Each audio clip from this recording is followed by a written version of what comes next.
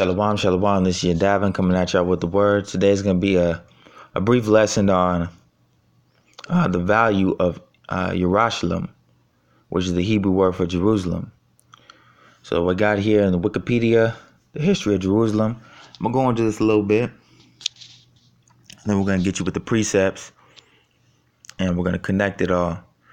So it says, during its long history, Jerusalem has been attacked 52 times, captured and recaptured 44 times, besieged 23 times, and destroyed twice. The oldest part of the city was settled in the 4th millennium BCE, making Jerusalem one of the oldest cities in the world. So when we look and we see 44 times it's been recaptured, why are so many people trying to capture this place? It's been attacked 52 times, besieged 23 times, destroyed twice.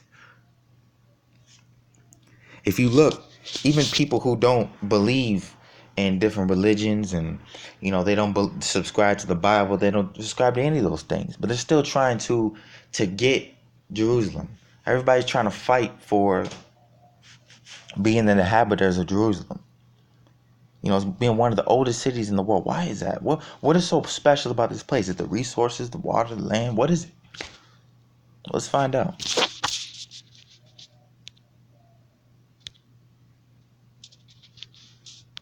Let's find out.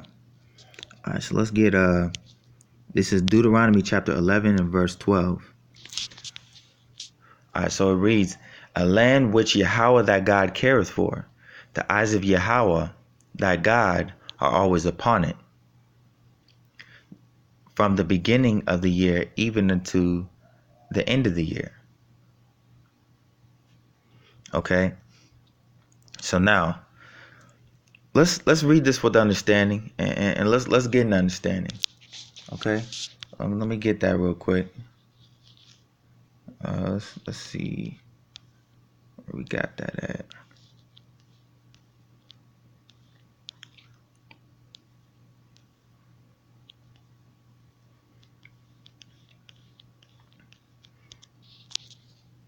Let's get that.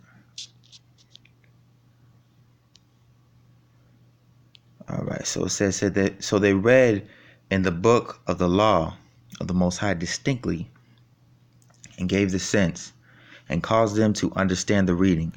So I'm bringing you there so that when I explain what I'm about to say, it's not of my own accord, it's not of my own way, but it's by the institution of the Most High God. So let's go by, that order and that vibration. Let's go back to Deuteronomy chapter 11, verse 12. It says, the land which Yahweh thy God careth for, the eyes of Yahweh are always upon it, from the beginning of the year even to the end of the year. So now when we see that it says the eyes of Yahweh are always upon it, you may go off looking at that scripture. You may think, hey man, as long as I'm not in Jerusalem, Most High is not seeing what's going on, I could, somebody could commit murder in Brazil. Most High don't see it. He's paying attention to Jerusalem. Venezuela, somebody stole something. Some random dudes eating pork in Africa. Hey, Most High didn't see it because his eyes are focused on Jerusalem. That's not what it's talking about. What it's talking about is that the significance of that place is focused on by the Most High. It's a special place. There's emphasis put on that place. The Most High is the King of glory. And he's the King of greatness. He's glorious. So this place, Jerusalem, Yerushalayim, is a seat. It's a place of authority. That's what it's talking about. The significance of that place. That's why it says the eyes of Yahweh. He's putting significance on that place. All right, now let's open it up and let's really get it real quick. So let's first go to Matthew, because we got to get something understood. Matthew chapter 11 and verse 12, and it says, from the days of John the Baptist Until now, the kingdom of heaven suffers violence, and the violence take it by force. All right. So, knowing that that's talking about Jerusalem and the siege, 70 AD, Emperor Titus, he took over Jerusalem. But notice how even in that time it's known as the kingdom of heaven, a heavenly place, a place that's separated, not like other places. Why? Let's connect it. Let's let the scriptures speak.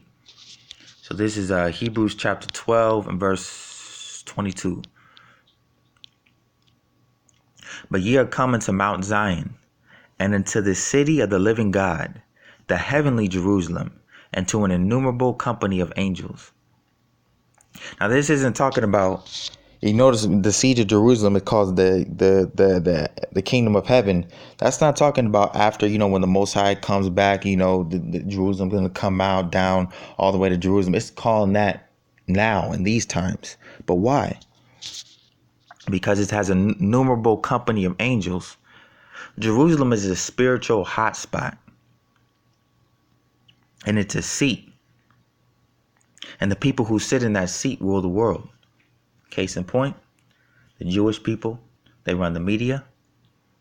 Okay, they run a lot of the environmental changes, not necessarily dealing with nature, but dealing with, how we get along, the gasoline, the currency. They own the dollar. A lot of those different things, you'll find out, which a lot of people know, it's all run by the Jewish man.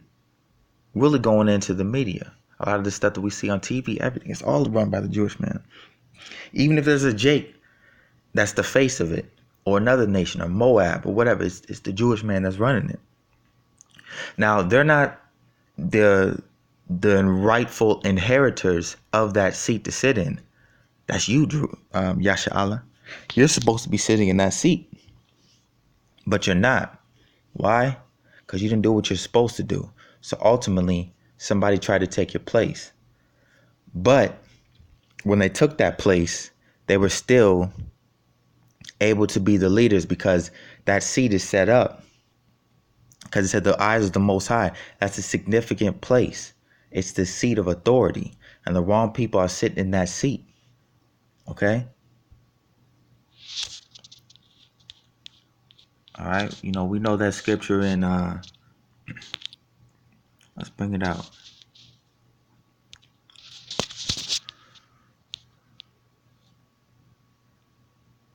The earth, this is Job chapter 9:24. The earth is given into the hands of the wicked. He covereth the faces of the judges thereof. We don't know about whitewashing and everything. Who was that? Who was that instituted by? A Jewish man. He's like, hey, since I get to rule the world, I know that, the history of the world is covered by black greatness, but hey, it's my time now. I'm whitewashing all that away, man. It's my time. I'm not letting all that be in there. Look, man, whitewash all of it. Everybody that's great is white. It's my time now. He covered the face of the judges thereof. If not, where and who is he? In other words, hey, man, if it ain't him, who is it? All right. So he's sitting in that seat. And let's really get into that real quick. Because the Edomites is the so-called white man. Because it only matches with prophecy. Let's get a prophecy of something that happened to them. This is Ezekiel chapter 36 and verse 5. Therefore, thus saith Yahweh, surely in the fire of my jealousy have I spoken against the residue of the heathen, and against all Idumea. I know Idumea, that's Edom. Another word for Edom, which is another word for Esau. The children of Esau's Idumea, which have appointed my land into their possession, with the joy of all their heart, with despiteful minds, to cast it out for a prey. So we know what happened in the Balfour Declaration in 1948. They were rejoicing. Okay? They were rejoicing. And that's what they do when they, and like the India British office, which set up the invention of the term Middle East, which it doesn't even make sense, because why isn't there a Middle West, a Middle South, a Middle North, but they call it the Middle East? You know, and they say they give a term a Middle Eastern looking man because they took the original people out of there and they put a new people in there. Their people. They're just, a lot of them are just Edomites. And they're put in there now, and they're trying to change the whole game because it's their turn to sit in there, and they're trying to wipe away any type of history of us being in there. All right, and that's in history, but that's also documented in the scriptures. Let's let this come alive real quick. It says, this is Psalms chapter 83 and verse 3. They have taken crafty counsel against thy people and consulted against thy hidden ones. They have said, come, and let us cut them off from being a nation, that the name of Israel may be no more in remembrance. For they have consulted together with one consent. They are confederate. Okay, what is the league, the confederate? You know, the League of the 12 Nations. They had a part in it wasn't just one group of people. It was a league of people. It was a political decision to put the Edomites in the land of Israel so they can be leading it and over everything. But they're confederate against thee, the children of Yasha'Allah. Who's the first people that's named? The tabernacles of Edom, the Ishmaelites, of Moab, and the Hagareans, Gebal, and Ammon, and Amalek, the Philistines with inhabitants of Tyre. Assur also is joined with them. They have hoped with the children of Lot, Selah. All right. So they've done this that the name of Yasha'Allah may be no more in remembrance. That's the idea. Because they took our nationality, our people, our culture, our law, statutes, and commandments. So when they take that away from us, you know, there's no way of us taking our rightful place. Because when we were promised that land, going back to Deuteronomy chapter 11 and verse 12, it says, the land which Yahweh cares for, the eyes of Yahweh.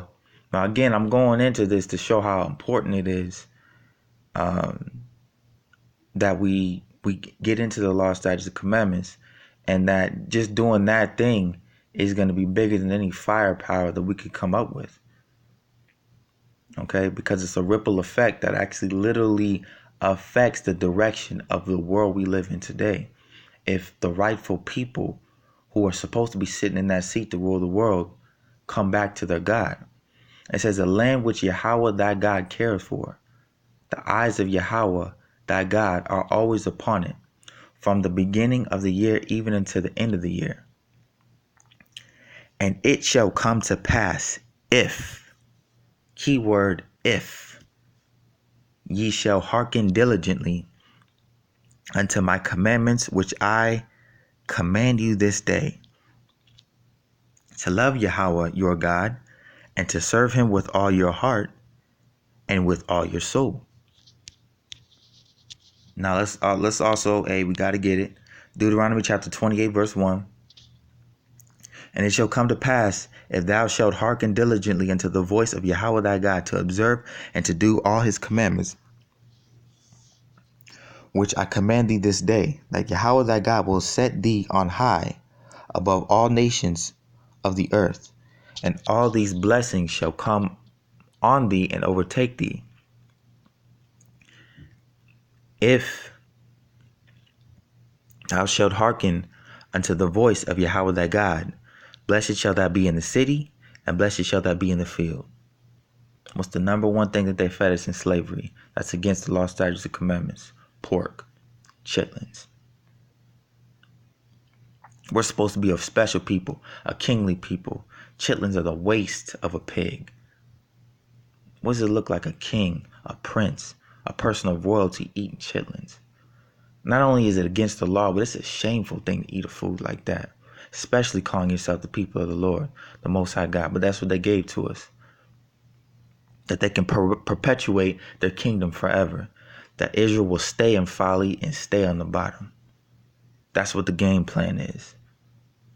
But what our game plan is to rise up.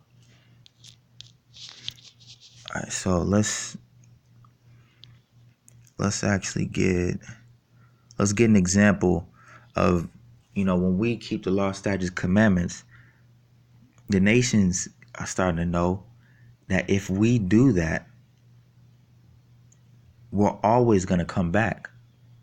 That's why right now they're perpetuating this lawlessness of different religions, Christianity, all these different type of things, so that we'll fall away from our God.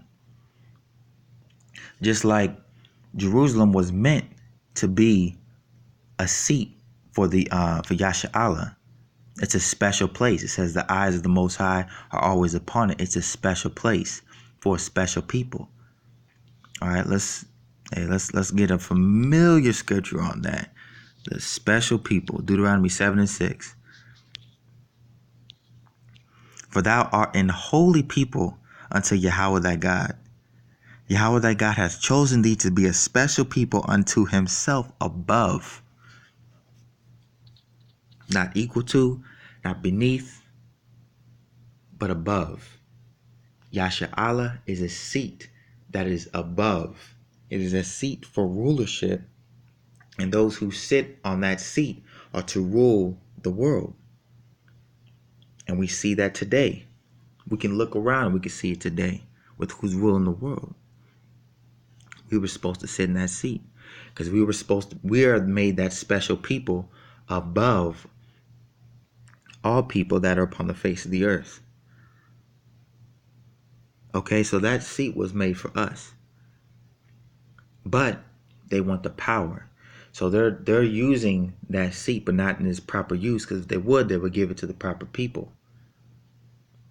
And they didn't take the Bible away from us, because if they gave us something else, we eventually would come back to the scriptures. We eventually would find a way. That's been repetitive all throughout history. We would rebel when we come back, to the law, statutes, commandments. But now they let us have the book, but they told us we couldn't read or write. And now when we read the book, we have to read it from their lenses. We don't take it for what it's saying. We take it for what they say it's saying. Not reading for what it actually says. A lot of people say, "Oh man, it's the white man." They use the Bible to to control us and stuff like that. But why is there so many things in the scripture that they use to condemn us? Why not just throw the whole thing away and write a new book that's completely tailor-made for them? Because they know it's within our DNA to gravitate towards the scriptures. So they take that which they know we're going to gravitate towards, and they indoctrinate it with doctrine that's not even in there, but they don't take the book away because they know that's a power source. They know that Yasharallah, this is like the same way they know Jerusalem is a power source, Yasharallah.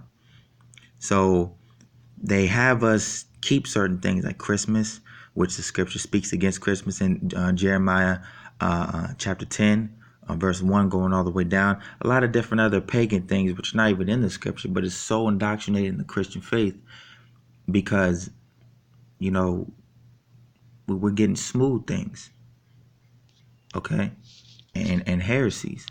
Let me get that real quick.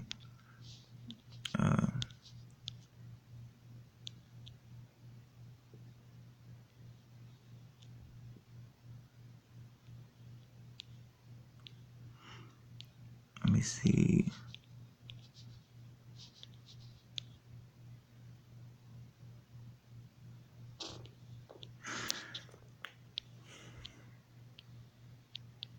Okay. All right. So it says, walk in wisdom toward them that are without, redeeming the time. Let your speech be always with grace, seasoned with salt, that ye may know how you ought to answer every man. All right. So that's really important.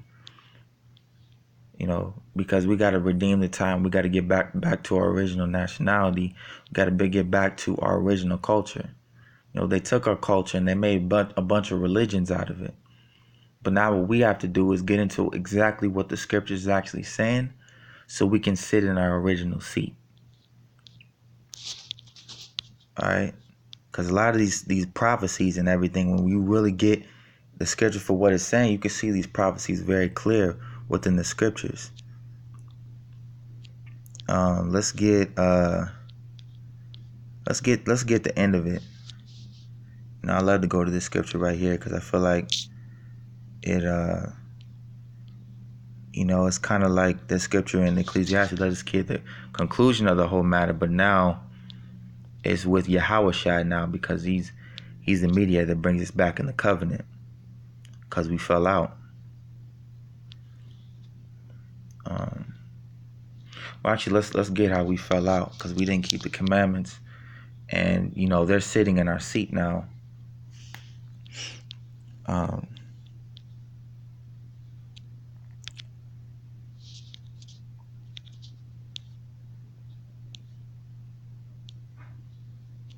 So it says, and I saw, when for all the causes whereby backsliding Israel committed adultery, I put her away and given her a bill of divorce. Yet her treacherous sister Judah feared not, but went and played the harlot also. So what does divorcement mean? It means you're no longer married. It means we fell out. Let's get another scripture on that. This is all right, there we go. Let's see.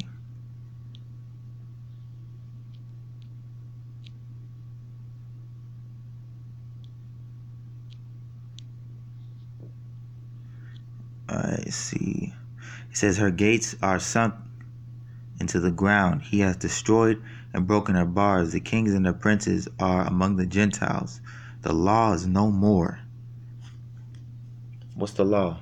The contract we have with the Most High, the marriage covenant. So when we talk about keeping these laws, statutes, and commandments, it's like when a man finds a bride, he writes the instruments of covenants. I always do this. I always be faithful to you, this, that, and the third. I promise to, to be a good husband towards you. That's what that was when Moses came. It was the instruments of the covenants to us as a people. But when he gave us the divorce, the covenant was no more. So we were without hope in the world. And that's why when you see in the New Testament, he refers to us as Gentiles, to a lot of the northern kingdom as Gentiles. Because it says that Israel was given the bill of divorcement. Judah saw it. He wasn't really given that bill of divorcement, but he saw it. But he went off too. But the bill of divorcement was given to Israel. So a lot of times when you look into the New Testament, if you don't understand what's really going on in the history of what Paul's saying, him being a master historian, you're not going to really know what's going on. So it's saying right here, the law is no more. Her prophets also find no vision from Yahweh. So now, in order for us to get back, it's not just, we got to keep the law, statutes, commandments, but in order to even come back to keeping the laws, like someone who's still married, like someone who still has covenant with the Most High, Yahushua is what brings us back. So that if we go off, we're not going to be cast aside anymore, because he's that perfect lamb, that perfect sacrifice. That's why we got to still keep the law, statutes, commandments. We got to have trust in Yahushua, that he's our perfection, that when we do go off, that the Most High Son is the propitiation. He can still look, at the righteousness of his Son, and we're still grafted in. All right, so it says, here's the patience of the saints. All right, this is the last book of prophecy. Here are they that keep the commandments of the Most High and the faith in Yahushua. Notice how it doesn't just say, here are they that just have, just believe Yahushua. You know what I mean? But it says, here are they that keep the commandments and have faith in Yahushua. So that's what we got to do to get back. That's what we got to do to get back. And at the end of the day, this whole thing is about Yasha'Allah. It started all the way back with Adam. Came over to Abraham, Isaac, and Jacob. And that covenant started with Abraham going into his sons, Isaac and Jacob. And that promise is still being fulfilled in us, even though we went off. His love found a way.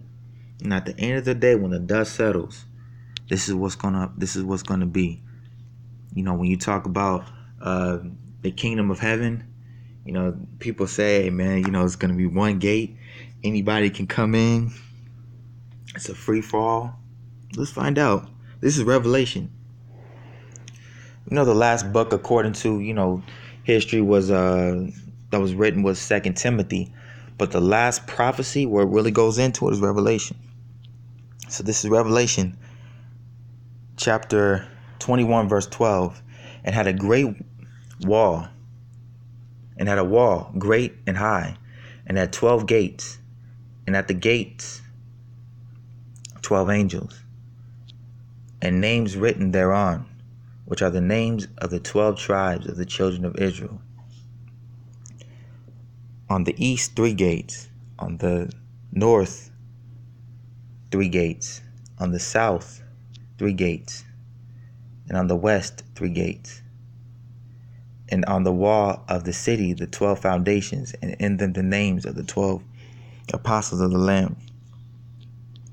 So that's where they enter. But on the 12 gates, you notice it's not one gate for everybody. It's names of the 12 tribes of the children of Israel. That's the guest list to get into the kingdom of heaven. So if you're not part of the 12 tribes of Israel, how can you enter the gate of Judah if you're a Moabite? How can you enter into the gate of Asher if you're a Hamite? How can you enter into the gate of Levi if you're an Edomite? How can you enter into the gate of Zebulun if you're a Hagarean? Doesn't make any sense. So when we look at the last prophecy, it's talking about the 12 tribes of Israel. When we go into Genesis, the prophecy and the promises started with the 12 tribes of Israel. When we go into Revelation, what is it ending with? The 12 tribes of Israel. It's consistent. So what we're talking about is the upliftment of our people and the fulfillment of the prophecy of the Mashiach, Yahweh Bahashem Yahweh Shai.